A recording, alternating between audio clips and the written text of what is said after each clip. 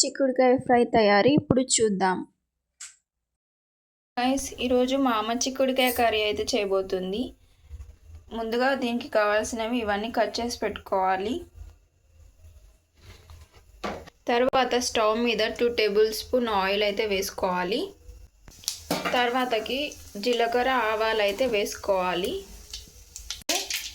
పచ్చిమిర్చి అయితే వేసుకోవాలి.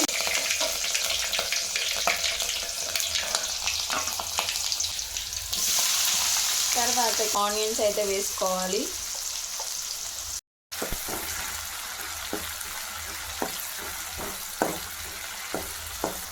తర్వాతకి కరివేపాకు అయితే వేసుకోవాలి.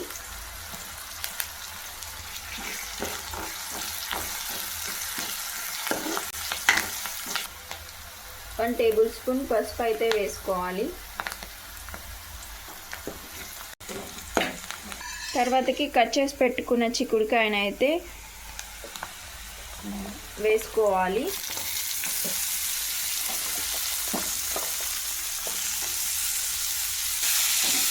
మంచిగా మిక్స్ చేసుకోవాలి, అంతా కలిసేలాగా.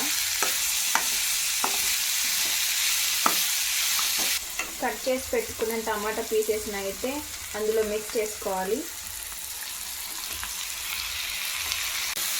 బాగా అంతా కలిసేలాగా మిక్స్ అయితే చేసుకోవాలి. కొంచెం సేపు అయితే దాన్ని ఉడకనివ్వాలి. కొంచెం సేపు ఉడికిన తర్వాత మళ్ళీ బాగా మిక్స్ చేసుకోవాలి. మిక్స్ చేసుకున్న తర్వాత ఉప్పు కారం అయితే మనం యాడ్ చేసుకోవాలి. కొంచెం కారం అయితే యాడ్ చేసుకోవాలి.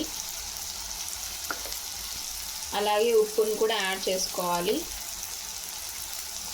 తర్వాతకి కొంచెం 1 టేబుల్ స్పూన్ గరం మసాలాని యాడ్ చేసుకోవాలి. మొత్తాన్ని బాగా మిక్స్ చేసుకోవాలి. ఇలా బాగా మిక్స్ చేసుకొని కొంచెం సేపు ఉడకనిచ్చుకోవాలి.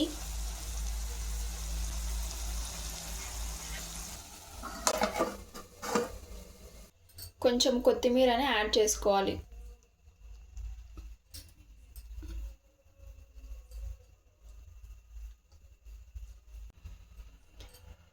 చిక్కుడుకాయ ఫ్రై రెడీ.